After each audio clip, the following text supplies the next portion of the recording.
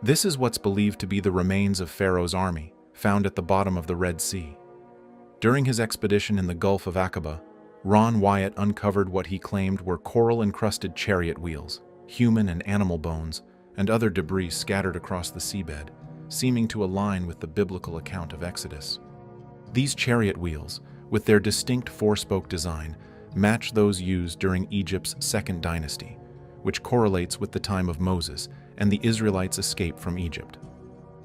The location, Nuweiba Beach, serves as a potential crossing point, with a submerged land bridge beneath the water that could have allowed the Israelites to cross safely. What's also intriguing about this discovery is its proximity to key biblical landmarks, such as Mount Sinai, where God gave Moses the Ten Commandments and burned the top of the mountain with his presence, the Pillar of Solomon, which marks the Red Sea crossing, and the Rock of Horeb, where water flowed from a rock to sustain the Israelites, and still has visible erosion marks to this day.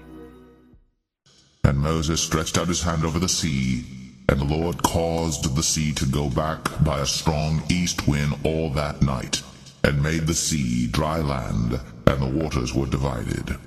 And the children of Israel went into the midst of the sea upon the dry ground, and the waters were a wall unto them on their right hand and on their left.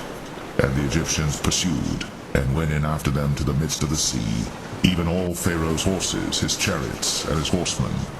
And it came to pass that in the morning watch the Lord looked unto the host of the Egyptians through the pillar of fire and of the cloud, and troubled the host of the Egyptians, and took off their chariot wheels, that they drave them heavily, so that the Egyptians said, Let us flee from the face of Israel, for the Lord fighteth for them against the Egyptians.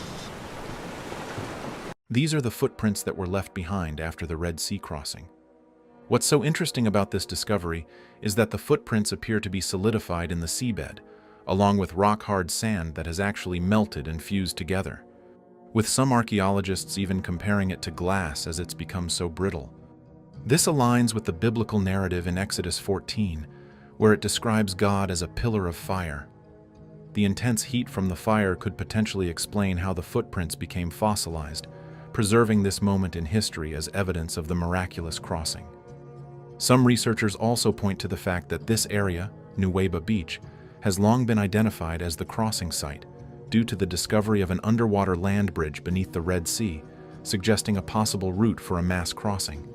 Not only that, there are claims of chariot wheels and human remains found on the seafloor, adding to the supporting evidence. With all these discoveries, as well as the solidified footprints in the area, has led many to believe this is where the Red Sea crossing actually took place.